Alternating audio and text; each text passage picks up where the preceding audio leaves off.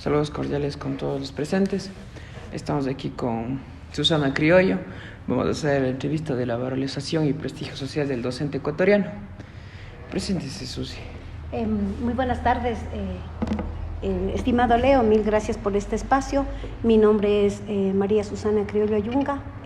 Trabajo en la unidad educativa Francisco Febres Cordero hace unos 9 años y pues actualmente me desempeño como docente de aula del subnivel básica media. Entonces, para mí es un gusto poder compartir estas experiencias con usted.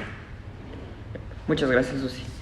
Susi, le voy a comenzar haciendo unas preguntas de la etapa previa al entrevistador como estudiante de educación básica. O sea, ¿cómo fue su experiencia de educación cuando usted estudiaba? Bueno, haciendo un recordatorio, hace más de 25 o 30 años teníamos una educación netamente tradicional, pues allí el protagonista del aprendizaje era el docente. Nosotros como estudiantes éramos simplemente receptores. Se utilizaba una evaluación netamente basada en contenidos y obviamente siempre se trataba de que el estudiante sea memorístico, sea un repetitivo ante los conocimientos y ante los contenidos que el maestro impartía a sus clases dentro del aula, obviamente. Y se catalogaba simplemente el hecho de la conducta, de que el estudiante bueno era aquel que sabía de memoria las cosas, de que simplemente era como un cromito repetido. Ya, pues, la primera pregunta es, ¿cómo era la educación durante su etapa como estudiante de educación básica? Justamente a eso me refería, a hacer una educación tradicional, con el tema de los premios y castigos. Simplemente si eres un buen estudiante, la nota era una nota sobre 20, era como el premio, y obviamente si no cumplías con eso era un castigo. Incluso en ese tiempo todavía había el castigo físico o la agresión física por parte de los docentes cuando no se sabían, por ejemplo, una tabla de multiplicar, entonces era con la regla, era de pronto la jalada de las orejas o simplemente la ridiculización frente a los demás estudiantes, considerando de que uno no era apto para desarrollar conocimientos. Como segunda pregunta, ¿nos puede hacer una valorización sobre la educación durante su etapa como estudiante de educación básica? Sí, por supuesto. Hay que tomar en consideración que el Estado ecuatoriano ha pasado por múltiples transformaciones a nivel de educación, ¿no? En 1996, cuando se hizo ese ajuste curricular, se implementó pues, el tema de las destrezas. Y dentro de ese tema de destrezas, aún a pesar de que este proceso implicaba de que el estudiante vaya desarrollando ya sus conocimientos a la práctica diaria como para vivenciar estos conocimientos, se mantenía el tema de la rigurosidad en cuanto a la memorización de contenidos. Considerando todo eso, se hizo una actualización y fortalecimiento curricular en el 2010, obviamente donde se potencializó ya el tema de las destrezas con criterio de desempeño. Sin embargo, creo que esta escuela tradicional que yo hago, la valorización, tuvo, digamos, cierta influencia en la parte política que buscaba simplemente preparar a ciudadanos para servir, para ser peones y más no para de pronto protagonizar dentro de la sociedad actual como líderes. El docente...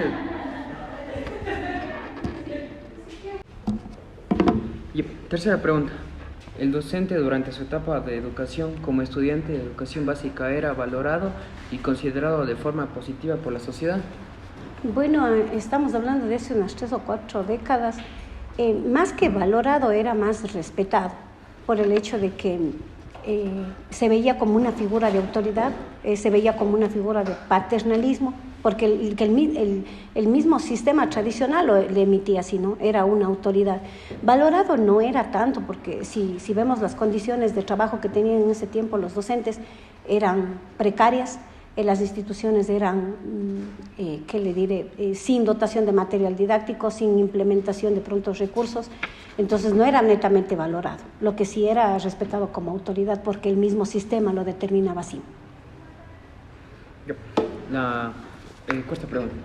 ¿Qué diferencias de similitudes aparecía usted entre los docentes de su época estudiante en educación básica con los docentes actuales? Muy buena pregunta. La educación conductista y tradicional se mantiene hoy en día en las aulas.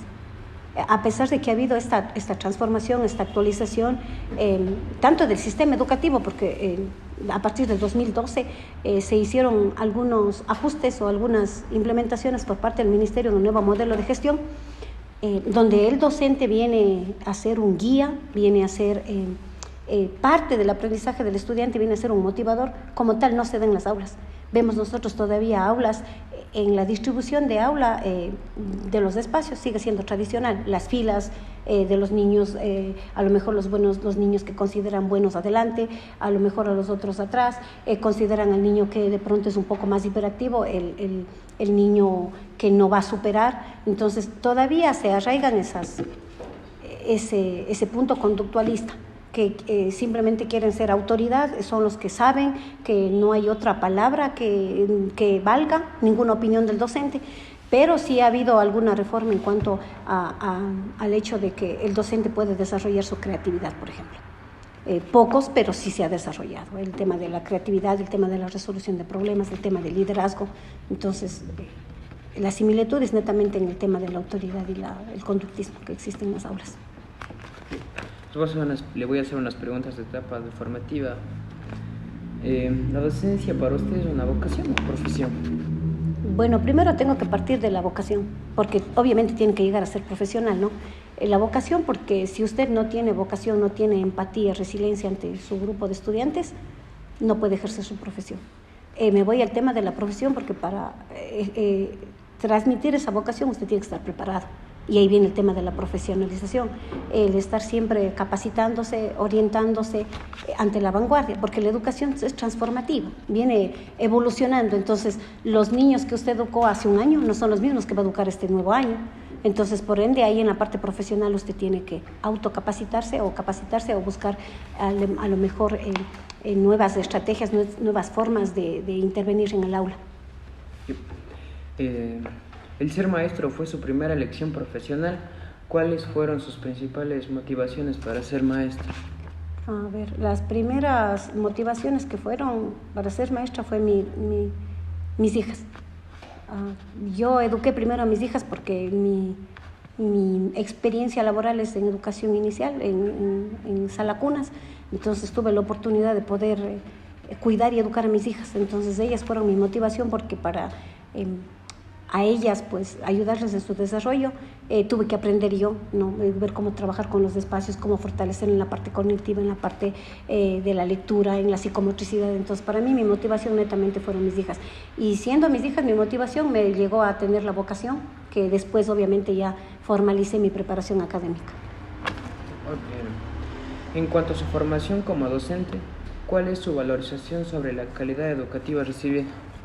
Bueno, no puedo hablar de una valorización como tal dentro de la institución educativa, a pesar de que la normativa dice dentro de su modelo de gestión en los estándares que los líderes educativos, los administradores educativos, en este caso los directores, deben implementar un sistema como de reconocimiento, ¿no? Cuando un docente de pronto implementa una estrategia innovadora, de pronto mejora su calidad de profesionalización en el aula, hace unas buenas prácticas, o de pronto también docentes que van mejorando su nivel de estudios, en este caso licenciaturas, maestrías, posgrados, doctorados. No existe eso dentro de las instituciones educativas, a pesar de que la normativa lo dice. Yo puedo decir que dentro del Febres Cordero no existe esta valorización al docente, porque siempre estamos con el tema de que si un profesor hizo algo mal, ya está con procesos administrativos, con procesos de llamados de atención. No se toma en cuenta de pronto al docente como tal, siempre buscan un culpable y siempre va a ser el maestro.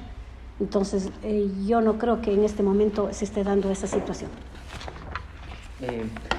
¿Existen diferencias entre los docentes del pasado y los actuales en cuanto a su preparación? ¿Cree que los docentes actuales están mejor formados? Técnicamente sí. Sí, porque las universidades incluso que actualmente ofertan las nuevas carreras, pues ya les dan nuevas estrategias. La malla curricular no es la misma que desde hace muchos años, ¿no?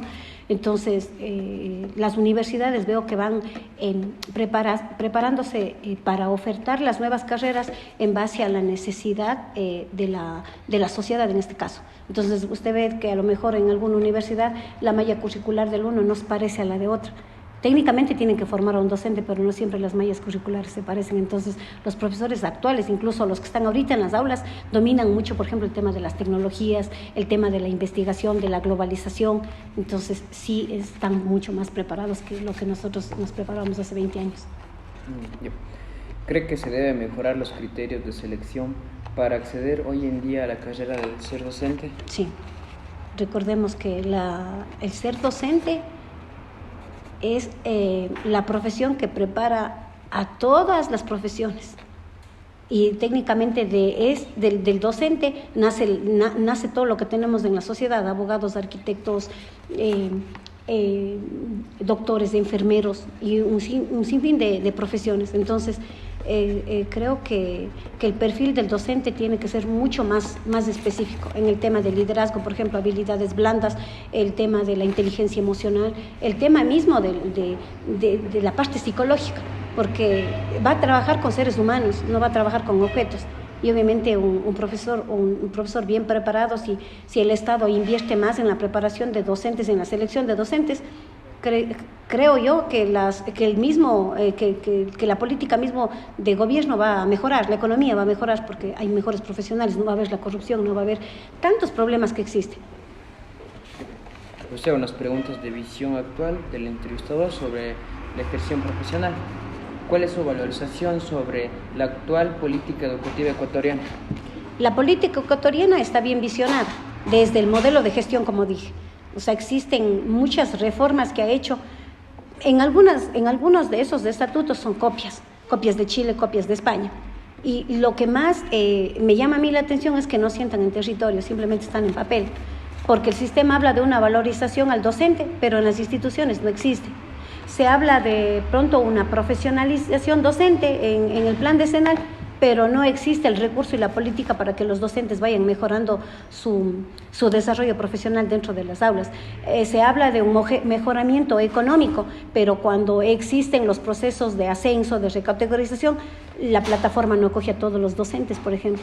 Entonces, creo que dentro de la normativa existe, pero le existe ser operativo, no solo que quede dentro de lo administrativo.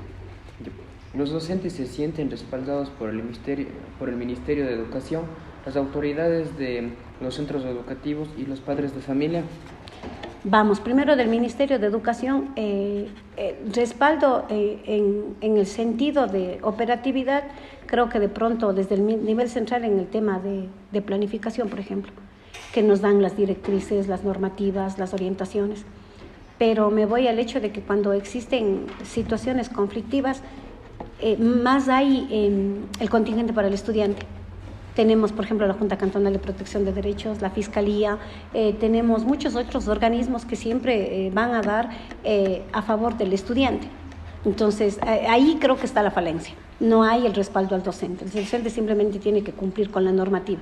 Y si por A lo B se equivoca algo, vienen todos los organismos en contra del docente. ¿Cuáles son los principales problemas que afecta al ejército de la docencia en estos momentos? El tema de la tecnología en información, sobre todo redes sociales, es una influencia súper negativa. Debería ser positiva, pero no lo es. El tema, por ejemplo, de la migración. Nuestros estudiantes están quedando solos y por ende están pasando a vivir con familiares y esa situación del entorno familiar perjudica el rendimiento académico. Vamos al tema de la migración, tenemos muchos migrantes dentro de la institución educativa y la otra que tenemos como situación problemática, creo yo, más que problemática de oportunidades, pero también de problemática, es el tema de la inclusión de las necesidades educativas especiales, puesto que existen dentro de las aulas más de un 40% de ese tipo de estudiantes y no tenemos el contingente como dice la normativa. La normativa dice que se dotará de infraestructura, de profesionales y de recursos didácticos, recursos de todo tipo, humanos, pero en las aulas, ¿qué tenemos? Un docente con 8 estudiantes de inclusión educativa, no hay un pedagogo de apoyo, no hay un psicólogo educativo, el DC no alcanza con tantos estudiantes y encima no hay la capacitación del docente y encima vamos al directivo. El directivo que nosotros actualmente tenemos, no tenemos formación en administración, carece mucho de organización, planificación, dirección y control. Y si no domina esas habilidades, es imposible que la institución educativa salga. Entonces, decir de pronto de que la institución educativa puede salir, no. Vamos a salir si es que hacemos un trabajo en equipo. Normalmente las decisiones que se toman en la institución no son consensuadas, se está dando el derecho a la participación, a la opinión, simplemente se toman desde el nivel central, desde el nivel desde la dirección, y se tiene que ejecutar en las aulas. Entonces no hay esas problemáticas que acabé de mencionar anteriormente, son de pronto las que deberían el Ministerio de Educación como tal apoyar, pero no tenemos el apoyo. ¿Usted piensa que la sociedad actual valora adecuadamente la profesión del ser docente? No, como sociedad no. Si nosotros vamos y escuchamos de pronto un criterio de un padre de familia que está molesto porque el chico se quedó en supletorio o porque el chico no sacó una buena nota, el culpable siempre es el docente. Entonces, como sociedad no tenemos la valorización. Siempre se estigmatiza al docente. Si es que de pronto hay reuniones de docentes para pedir algunas reformas, siempre estamos como que perseguidos, ¿ya? Que nos van a sancionar, que nos puede salir de pronto a protestar, porque la normativa también está regularizado eso. Entonces, no, como sociedad no hemos concientizado y consideramos que el docente, como dije anteriormente, es el rol más importante de una sociedad. Si no existen docentes, ¿qué profesiones hay? Ninguno. Claro. Si no hay docentes, ¿cómo para ser presidente, para ser legislador, cómo aprendió a leer y escribir, cómo llegó a ser allá? Si es que no hay docentes. Entonces, como sociedad nos falta muchísimo para valorar al docente. Y ahora, si es que usted le dice a alguien, ¿usted es docente? Es docente. Pero si le dices doctor, es doctor. Entonces siempre, hasta en el mismo lenguaje, ya le elevan al doctor como que fuera más y el docente que fuera menos. Pero para que sea doctor, ¿cómo llegó allá? Tuvo que tener docentes. Uh-huh. ¿Cuáles cree usted que son las principales causas de esta pérdida de prestigio social del ser maestro, El mismo sistema, el mismo Ministerio de Educación y obviamente dentro de este Ministerio de Educación las políticas de Estado. Entonces, y eso al llegar incluso a las instituciones educativas, viniendo desde la autoridad, donde no somos apoyados cuando necesitamos, cuando no hay ese trabajo en equipo que debería haber. Entonces, ese es para nosotros. ¿Cuál es nuestro principal problema? El mismo Ministerio de Educación. Se ha generalizado la idea de que el docente actual ha perdido autoridad. ¿Qué considera usted al respecto y cuáles serían sus principales causas y qué se debería cambiar? El docente siempre va a ser autoridad y líder dentro de su aula, porque si no ejerce la autoridad, el liderazgo dentro del aula, no podríamos promover educación. O sea, cada quien haría lo que quiera. Ahora, de que hemos perdido autoridad ante la sociedad, sí, es justamente por toda la aparición de todos esos organismos externos que han creado protocolos en favor del estudiante. Y no estoy en contra. Los protocolos están bien porque ha existido violencia, ha habido vulneración de derechos por parte de docentes. De eso estoy clarísimo. Pero me voy al hecho de que si se levanta un protocolo, siempre el que es retirado, el que es estigmatizado es el docente. Entonces, obviamente va a perder autoridad. Si viene un padre de familia y hace la queja en el rectorado le va a coger la queja del estudiante y el padre de familia y inmediatamente es levantado un acta de sanción o un acta de junta o un acta de llamado de atención o un seguimiento al docente. Entonces, no se levanta un debido proceso a ver cuál es la situación problemática. Simplemente se dice, es que el profesor tuvo la culpa, entonces enseguida ya vamos al proceso administrativo, al proceso interno. ¿Cree usted que los docentes actuales están motivados? ¿Cuáles son las causas de esa desmotivación? ¿Y qué se debería hacer para mejorar esta situación? A ver, yo pienso que la motivación de cada docente primero es personal. Si usted está motivado primero internamente porque ama su profesión, porque sabe que usted tiene que sacar un grupo de estudiantes adelante, es la primera motivación que tiene.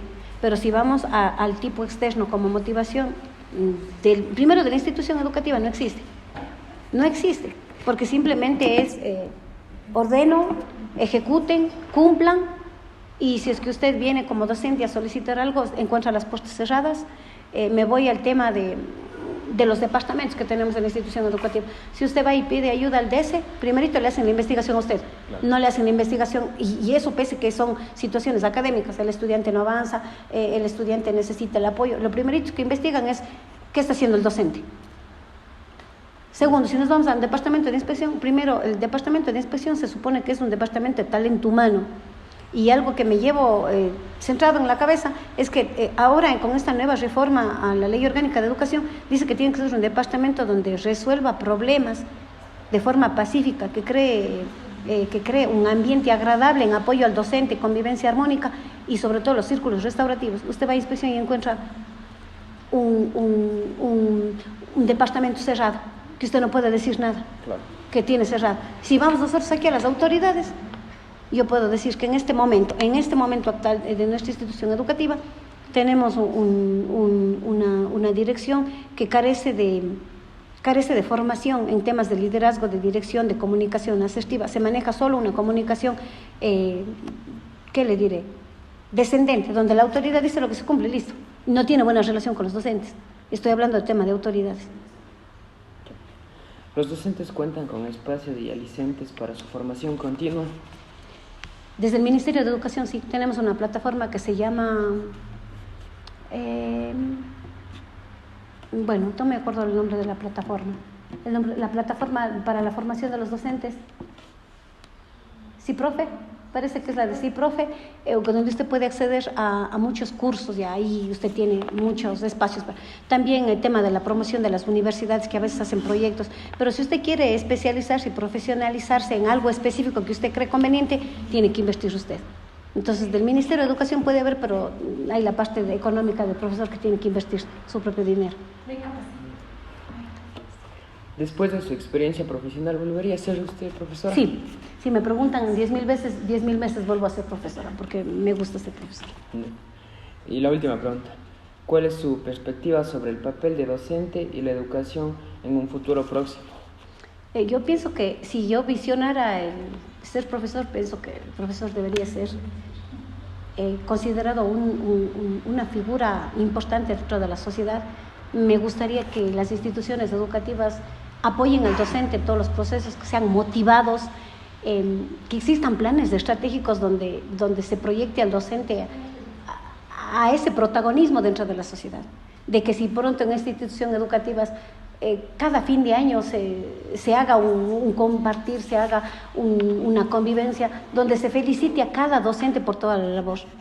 Entonces, si veo de aquí a un poco tiempo, me gustaría de pronto estar en otros espacios, pero de pronto liderando proyectos a favor de los docentes en forma de normativas que mejore el prestigio del docente. Ya. ¿Qué tal le pareció Susi, las preguntas que le realiza? Bueno, me parecieron muy buenas, puesto que me hizo como que retroceder de tiempos a llegar a donde estoy y proyectarme hasta el futuro. Creo que estos espacios que ustedes tienen en la UNAE son propicios para que ustedes como que direccionen su profesión hacia lo que realmente quieren, porque como dije, el ser docente no es solo tener un cartón e irse a dar clases, es algo mucho más, es impactar dentro de los estudiantes, es que algún rato usted vea a un profesor y le diga, este era mi profesor, usted se acuerde de esa persona, de que le motivó algo, a ser profesional, a ser deportista, a ser periodista, no sé, porque yo creo que la trayectoria de un docente es eso, dejar sembrados semillitas en cada uno de sus alumnos. Susi, la verdad me gustó mucho que me haya compartido sus experiencias, me sentí muy a gusto con todas sus respuestas, le agradezco mucho y... Listo.